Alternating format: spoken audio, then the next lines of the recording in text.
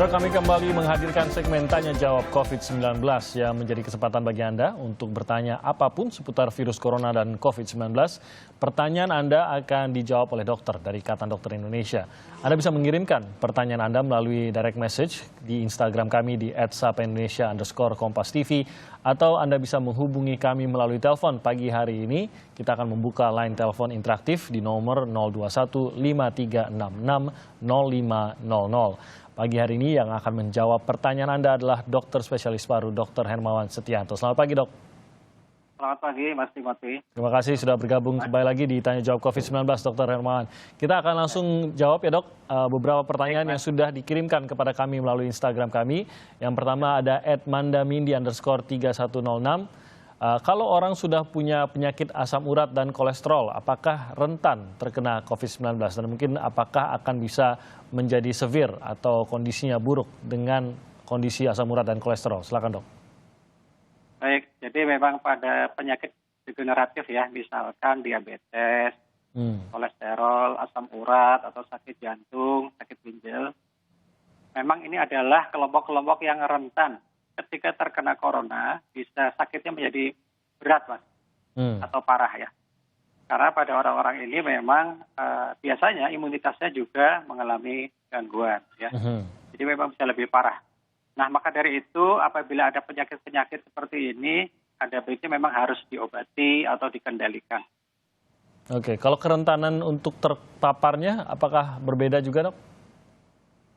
Kalau tiap orang sama, terpapar sama ya. Tapi efeknya ketika terkena itu antara orang yang misalkan tidak punya diabetes atau yang punya diabetes akan berbeda. Ya, tentu akan lebih berat manifest klinisnya pada mereka-mereka yang punya penyakit degeneratif atau penyakit komorbid. Oke, jadi kemungkinan terkenanya sama saja, apakah punya penyakit degeneratif atau tidak, tapi bagaimana tingkat keparahan yang mungkin terjadi begitu ya, Dok ya? Betul ya. Oke, apakah bisa juga sampai mematikan begitu, Dok? Kalau punya kondisi tadi asam urat dan kolesterol, kalau kita tahu kan kalau punya kondisi darah tinggi, ada beberapa kondisi lain yang membuatnya bisa sampai mematikan. Apakah kolesterol dan asam urat termasuk diantaranya, Dok? Ya, kalau kolesterol kan biasanya bisa aja risiko terkena penyakit jantung, Mas. Ya, misalkan ya, pembuluh darahnya arteriosklerosis atau penyempitan dan seterusnya, itu juga bisa menimbulkan kerentanan keparahan pada orang yang terkena COVID.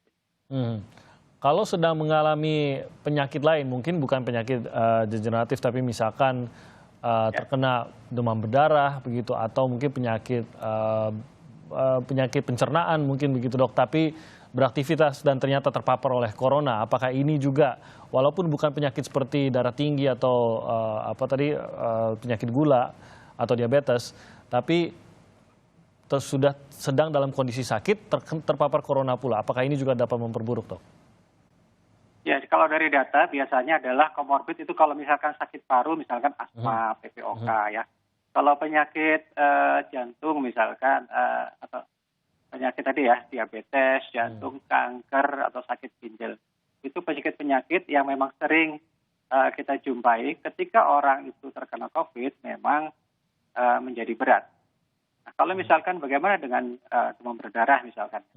Sering kita temui pasien-pasien dengan demam berdarah juga mengalami infeksi COVID ini. Misalnya kalau kita lihat, misalkan gejalanya trombosnya turun, demam sudah 5 hari. Nah, kita lihat gambaran foto toraksnya, kok ada pneumonia. Nah, kita explore itu ya ke arah pneumonianya, dan ternyata ketika kita swab, hasilnya juga ada yang memberikan hasil positif. Itu juga bisa memperburuk situasi keparahannya, gitu, Dok? Bisa, Mas. Bisa. Oke, jadi bukan hanya yang menjadi penyakit bawaan saja gitu ya? Ya. Baik, kita lanjutkan ke pertanyaan berikutnya, Dok, dari @tari_. Dok, saya mau tanya apakah saya dapat tertular corona dari hewan peliharaan saya?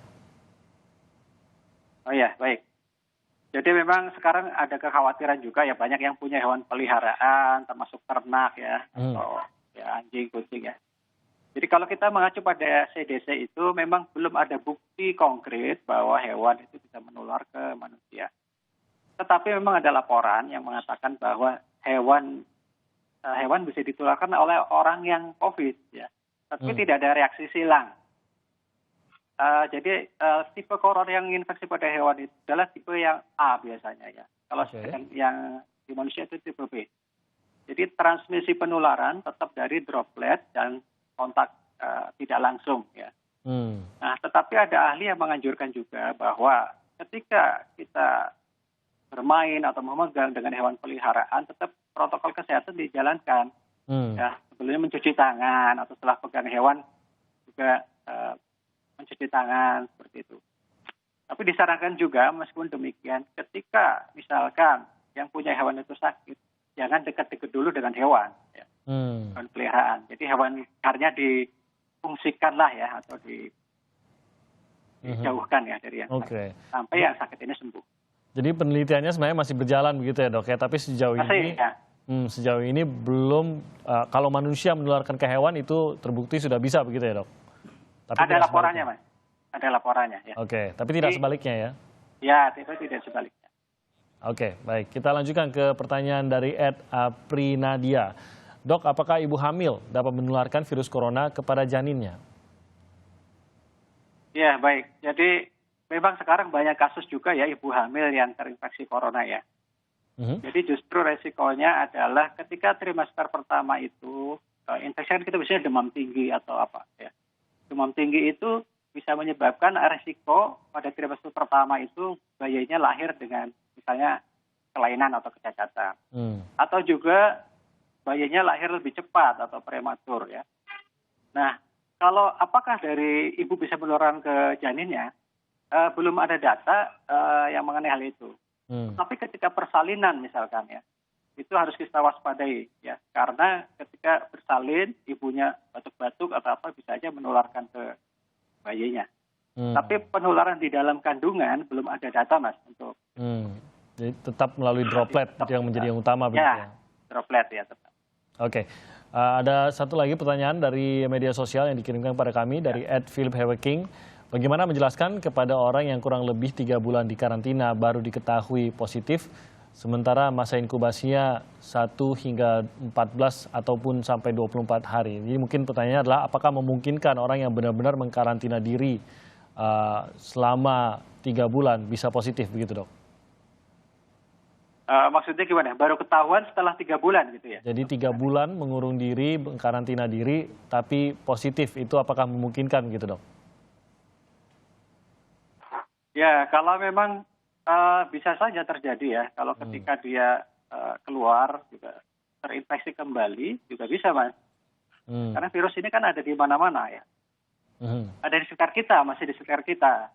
Kita tetap ya kita ketika keluar atau berinteraksi dengan sosial dan lain sebagainya, protokol kesehatan tetap nomor 1 di atasnya ya.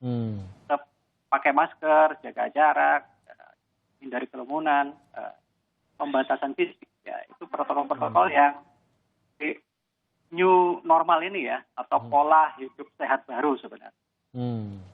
Jadi bahkan mungkin kalau tidak bertemu dengan orang lain pun mungkin paket makanan atau paket kiriman begitu pun masih bisa juga menularkan gitu ya dong? Kalau paket makanan atau kiriman belum ada data yang cukup mas untuk itu ya. Tapi memang virus ini bisa menempel ya pada beberapa permukaan. Bervariasi itu, misalkan pada logam sekitar 24 jam, pada stainless steel atau pada plastik itu bisa sampai 2-3 hari. Ya. Itu ada data penelitiannya untuk itu. Baik, Dr. Hermawan, kita tahan dulu sejenak, nanti kita akan jeda sebentar dan setelah jeda kita akan menjawab sejumlah penelpon yang sudah menghubungi kami. Anda masih bisa menghubungi kami di nomor telepon 02153660500 dengan pertanyaan seputar corona atau COVID-19 yang akan dijawab oleh Dr. Hermawan sesaat